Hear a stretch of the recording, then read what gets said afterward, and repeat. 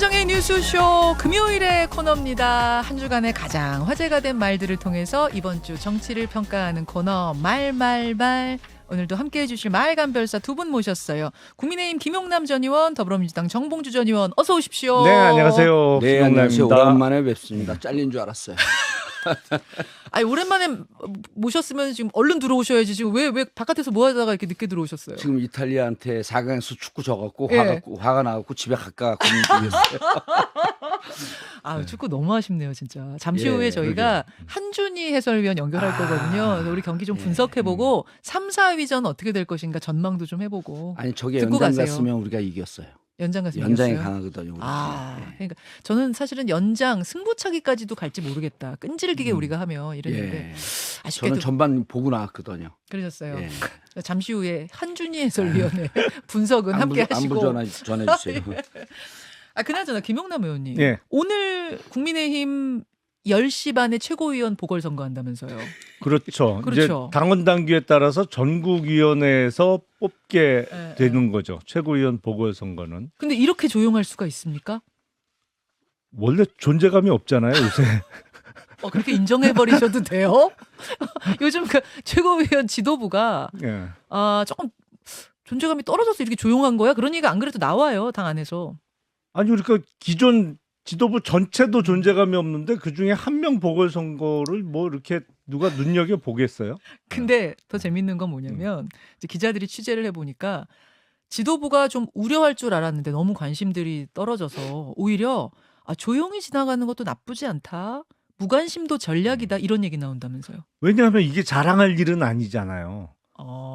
최고위원이 중간에 이제 어떤 문제가 생겨서 사퇴하면서 생긴 보궐선거니까 예.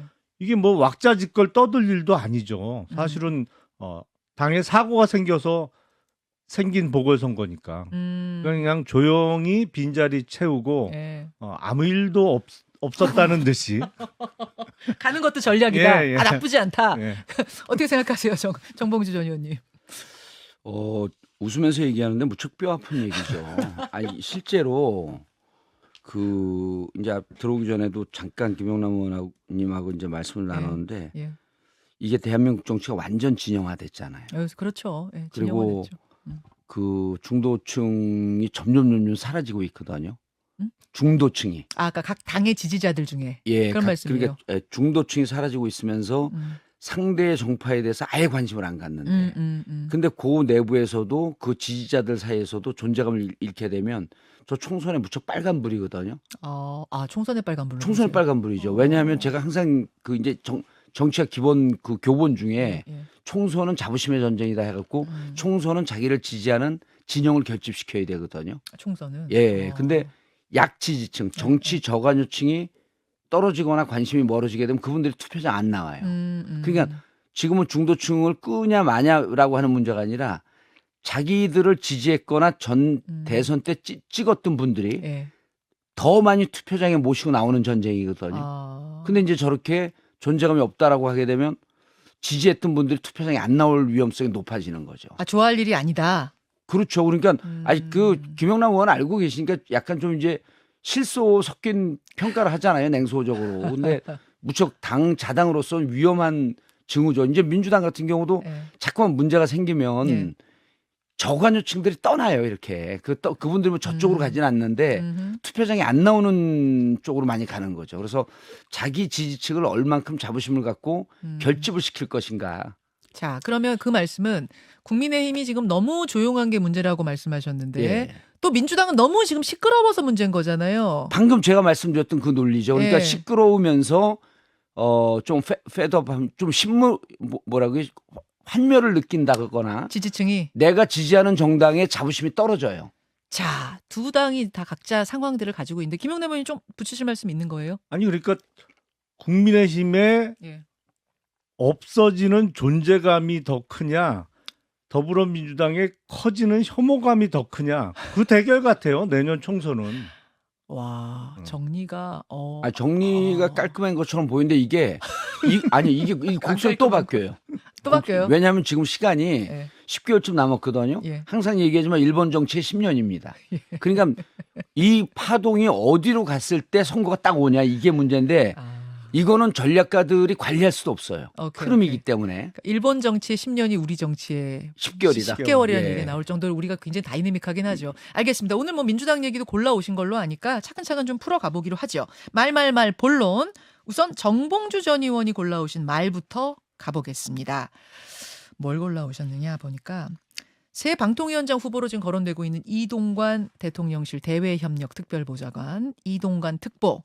자녀 학폭 논란에 대해서 어제 직접 입장문을 냈어요. 제가 여기 지금 뽑아왔는데 한 7페이지 되는 굉장히 A4로 7페이지 굉장히 두꺼운 입장문을 길게 냈습니다. 그중에 일부분을 오늘의 말로 골라오셨네요. 제가 대독하겠습니다. 최근 야당 대표까지 나서서 무차별한 카더라식 폭로를 지속하고 이것이 왜곡 과장되어 언론과 SNS 등을 통해 확대 재생산되고 있는 상황에 더는 침묵할 수 없다고 판단했습니다. 중간 생략.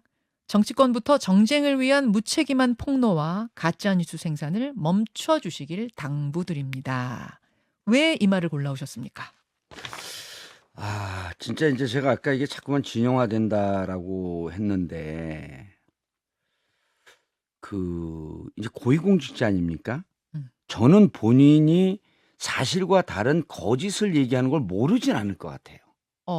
그런데 지금 이 해명 나선 게 핵심을 다 피해갔거든요. 핵심을 한 7가지 정리했던데 이게 피해간 겁니까? 피해갔습니다. 예를 들었고 학교폭력법 위반에 대해서 언급하지 않았어요. 그러니까 학폭위가 열리지 않았거든요. 예. 2011년, 12년 당시에. 예. 이 부분에 대해서는 2015년 서울시 교육청에서 감사를 통해서 이거 위반이라고 해갖고 검찰 고발까지 들어간 사안입니다. 그러니까 무조건 열었어야 되는데 무조건 열어야 되는 거죠. 화해했다고 해서 안 연 부분. 보통 이제 이게 학교나 군대나 이렇게 조직 사회는요. 예. 정상적인 화해라고 보지 않는 경우가 많아요. 왜냐하면 조직 사회는 힘이 왜곡돼서 작용될 가능성이 높습니다. 부모의 힘이라든지 직위의 힘이라든지. 그래서 군대에서 폭력이나 사망 사건 이런 게 진상이 잘 안 밝혀지잖아요. 예. 이럴 때는 왜곡된 힘이 관여하면서 원하지 않는 강제적 화해가 이루어질 수가 있거든요. 그래서 학교 폭력이 있으면 쌍방 간의 화해가 이루어졌다라고 주장을 하더라도 학폭위는 무조건 열리게 학교폭력법에 그렇게 명시가 되어 있습니다. 근데 당시 안 열렸어요.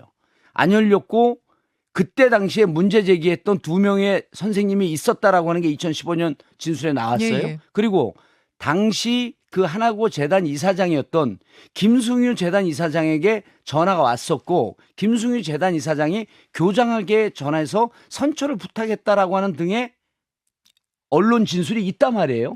그럼 이런 등등의 과정을 통해서 뭔가 외부의 힘이 개입됐을 수가 있다. 이동관 특보가 직접 관여했을 수 있다. 그리고 심지어는 부인이 와서 학교에 와서 그 학폭위 개최하자라고 주장했던 선생님들 명단 주세요. 라고 얘기했다라고 하는 증언까지 나왔거든요. 그럼 이런 얘기를 다 뺐어요. 그리고 화해했다라고 하는데 피해 학생들이 최소한 2명 이상이라고 했는데 피해 학생 중에 B 학생과 화해했다라고 하는데 나머지 1명에 대해서 언급을 하지 않습니다. 그럼 그러면서 이게 다 해명을 하는데 이게 본인이 거짓을 얘기하는 거 아무리 확증 편향이 있더라도 이것은 본인이 거짓을 얘기하는 걸 알면서 얘기했을 땐 이게 하나 더 나가서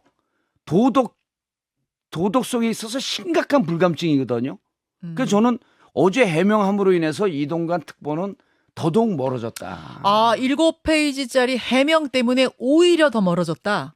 예를 들어서 여기 그 검사 김용남 전 검사가 있지만요. 예. 보통 우리가 그 검찰 나가서 진술할 때 말을 줄이라 그러거든요. 말이 길어지면 거기에 단서가 잡힙니다. 말을 너무 길게 하셨어요. 자, 김용남 전 의원님. 그러니까 지금 정봉주 전 의원 해명했는데 요목조목 핵심은 다 빠졌더라. 어떻게 생각하십니까? 일단 그걸로 인해서 검찰 고발까지 됐다라고 방금 말씀하셨는데 그 고발 사건은 검찰에서 무혐의 처리가 됐어요. 근데 그게 이 일이 벌어진 거는 이명박 정부 때잖아요. 네. 근데 검찰 고발이 이루어져서 무혐의 처분이 이루어진 건 박근혜 정부 때거든요. 다들 아시겠습니다만 이명박 정부와 박근혜 정부는 사이가 대단히 좋지 않았어요. 사실은 그때 인사를 할 때 이명박 정부 사람은 안 쓰고 노무현 정부 사람은 쓴다라고 소문이 날 정도로 사이가 안 좋았어요. 그러니까 뭐 일부러 봐주거나 그럴 가능성은 없었다라는 말씀을 드리는 거예요. 그리고 이 정순신 국가수사본부장 지명자의 사례와 이 사건을 자꾸 비교하시는데 제가 보기에는 가장 큰 차이는 그겁니다. 정순신 지명자의 경우에는 학폭 의혹이 일었어요. 네. 근데 그거에 대해서 전학을 안 가려고 소송을 걸죠. 근데 그 소송을 제기한 건 누가 봐도 당시 고등학교 나이던 자식이 아닌 부모가 건 거예요. 그렇죠. 예. 그래서 그걸 대법원까지 끌고 가잖아요. 예. 그러니까 몇 년간 끌고 가면서 결국엔 대학 입시가 이루어진 거고 네. 이 사건의 경우에는 이동관 특보의 아들이 당시 전학을 갔어요. 네. 전학 조치가 된 거죠. 네, 전학 조치가 이루어졌어요. 그러니까 부모가 적극적으로 어떤 개입을 해갖고 이 사건을 갖고 막아내거나 활용하기 위해서 무슨 적극적으로 소송을 걸거나 뭘 한 게 아니고 전학 조치가 이루어졌어요. 그리고 학폭위가 열리지 않았다고 그럽니다만 그때 선도위원회가 열렸다고 그러더라고요. 학교 내에서 선도위원회가 열리고 그거에 따라서 이제 강제 전학 조치가 이루어진 거라 두 사안은 차이점이 많아요. 정순신 지명자의 경우와 이 사건의 경우에. 그 전화를 걸거나 뭐 그러니까 이사장한테 전화한 거하고 부인이 찾아간 거 뭐 요 부분은 어떻게 보세요? 전화 건 건 저도 조금 왜 이사장한테 전화를 걸었는지 아니 어떻게 된 거냐고 물어보기 위해서 전화 걸 수 있죠 부모가. 해명문에 보면은 상황을 보다 정확하게 알기 위한 문의 차원이었다 이렇게 해명을 했습니다. 그러면 교장 선생님한테 걸어야 되는 거 아닌가요? 학교 이사장님한테 건 건 이사장은 하나금융그룹 이상하네요. 회장인 거죠. 아니 그렇죠. 그때 당시에는 네, 이제 그 당시에. 그렇죠. 네. 금융그룹 그 교장 선생님이 회장이면서 아니라. 예. 재단 이사장을 하고 계셨는데 예.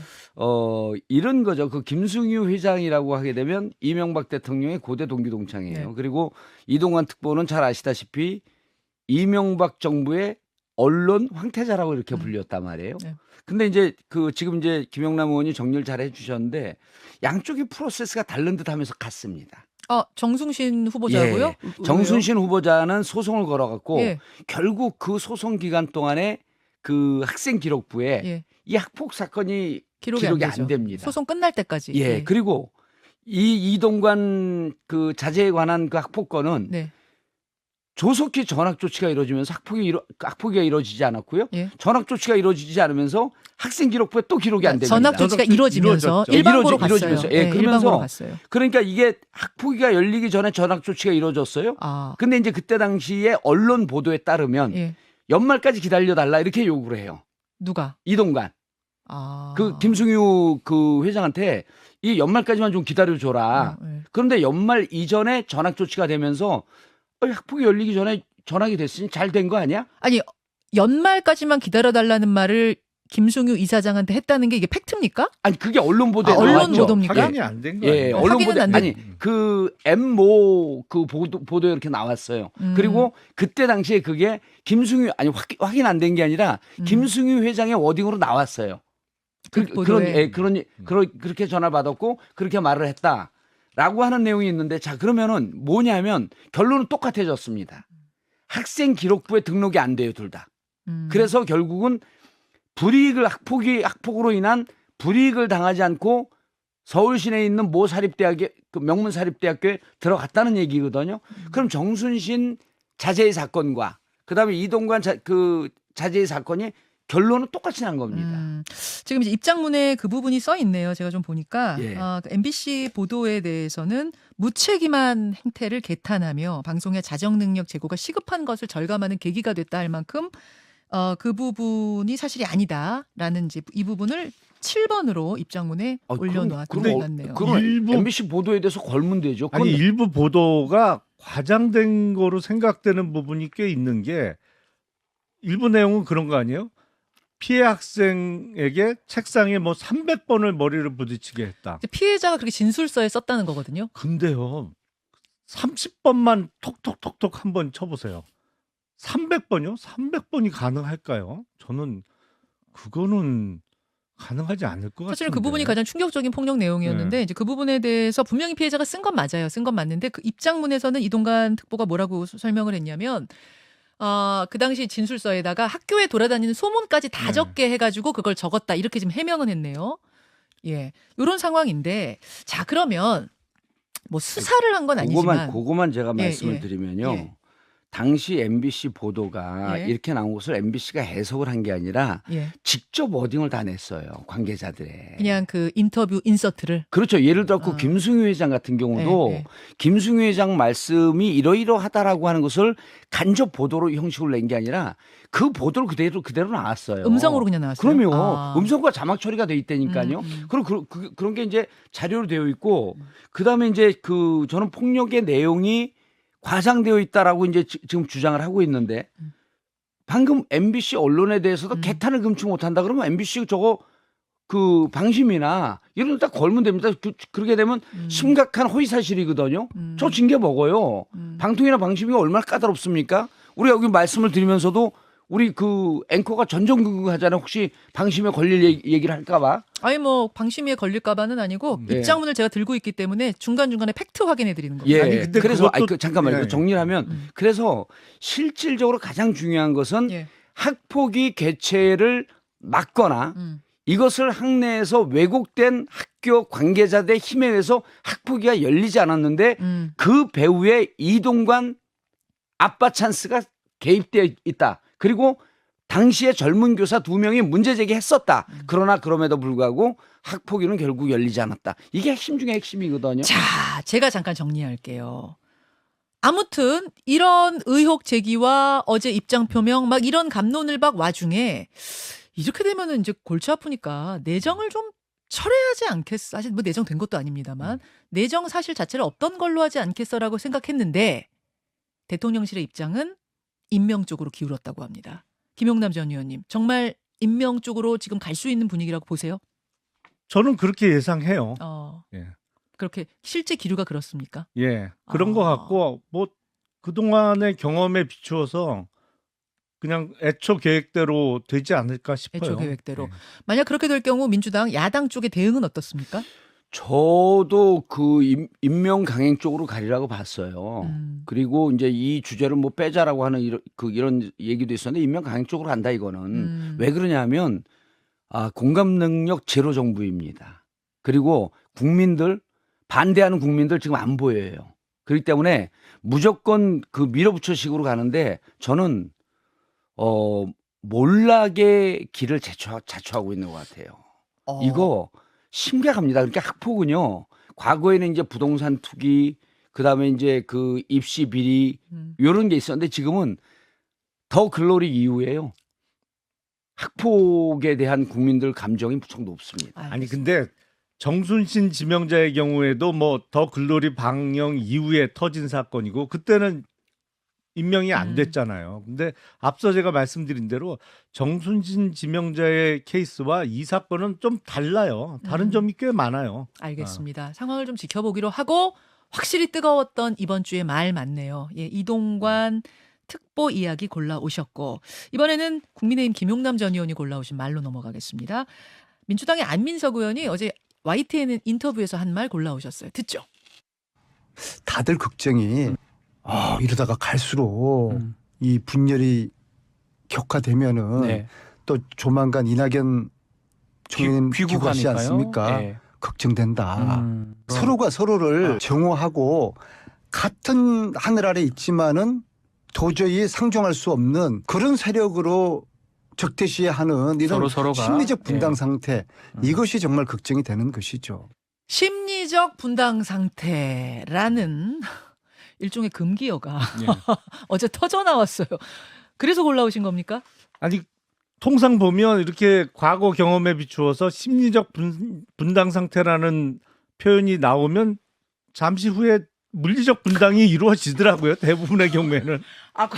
과거에 경험을 좀 들춰보면 아니 그러니까 어, 통상 심리적 분당이 먼저 오죠. 어, 그리고 나서 실제 분당이 이루어지는 거죠. 이제 어. 그 순서로 가는데 안민석 의원이 이런 말을 하게 된 가장 최근의 직접적인 이유는 아마 이대경 혁신위원장 지명건인 것 같아요. 예. 그거로 인해서 뭐 분란이 일어나고 몇 시간 만에 지명 철회가 되고 스스로 사퇴를 하고 그거에 대해서 소위 비명계에서 대표 책임져라. 또 이재명 대표 사퇴론까지 거론되니까 예. 이런 표현이 나온 것 같은데 사실은 저는 혁신위원장 지명건보다 여기까지 오게 된 다른 이벤트들이 쌓여 있다고 생각을 해요. 예를 들면요. 가장 직접적인 거는 정청래 의원의 행안위원장 사수. 이거는요, 행안위원장 자리를 국민의힘 쪽에 주겠다는 것도 아니잖아요. 예. 여전히 더불어민주당 내에 누군가가 예. 행안위원장을 하는 거예요. 근데 예. 최고위원도 하고 있고 이미 과방위원장도 했으니 네. 이제 형평성 차원에서 너무 모든 사람이 다 갖지 말고 좀 나누자라는 게 더불어민주당 내에서 나온 요구잖아요. 근데 정청래 의원이 나는 그냥 행안위원장 할 거야 그러면서 이재명 대표를 물고 들어갔단 말이에요. 나 다음에는 이재명 대표가 타겟이 될 것이다. 정말 뜬금포를 쏜 건데 비명계 입장에서는요. 이 이내경 그 혁신위원장 지명권보다도 정청래 의원이나 아니면 김남국 의원 사태를 겪으면서 야, 저 사람들하고 내가 같이 정말 당을 같이 못하겠다. 이런 생각이 저절로 들 것 같아요. 그러니까 혁신위원장의 9시간 낙마 사태는 마지막 트리거였던 거고 그렇죠. 그 전에 쌓인 건 오히려 정청래 최고위원 건이 더 컸을 거다. 그렇죠. 그것도 있고 김남국 의원 또 대처권. 아니 이 말을 한 안민석 의원도 그러니까 김남국 의원 같은 사람을 싸고 도는 안민석 의원도 사실은 이런 심리적 분당 상태의 원인을 크게 제공한 거죠. 자, 정봉주 의원님, 심리적 분당 상태 맞습니까? 아니에요. 예, 이게요. 분당이 겁나셔서 이게 그런 거 아니에요? 분당은요. 국힘 지지율이 더 높은 지역이에요. 신경 쓰지 마세요. 이게 뭐냐면 지금 이제 김용남 의원이 장광설을 펼쳤는데 물 위를 보고 물속을 평가하는 거예요. 그리고, 물속은 어떤데요 지금? 그리고 지금 방금 행안위원장 얘기했잖아요. 예, 예. 저건 뭐냐면 한국 축구가 4강에서 떨어졌으니 농구팀에 문제가 있다. 이렇게 얘기하는 것과 전혀 관계없는 겁니다. 전 상관없습니까? 전혀 상관없어요. 전 상관없고 안민석 의원이 이렇게 얘기한 거는요. 예. 언론의 주목을 좀 받고 싶었나 봅니다. 왜냐하면 그렇게 들으시면은- 어물쩍 넘어가지 마세요. 아니에요. 오겠는데. 그 이내경 문제를 갖고 제가 이제 사인 간의 대화이기 때문에 깊게 말씀을 안 드리겠는데 저하고 전화 통화를 하면서 예.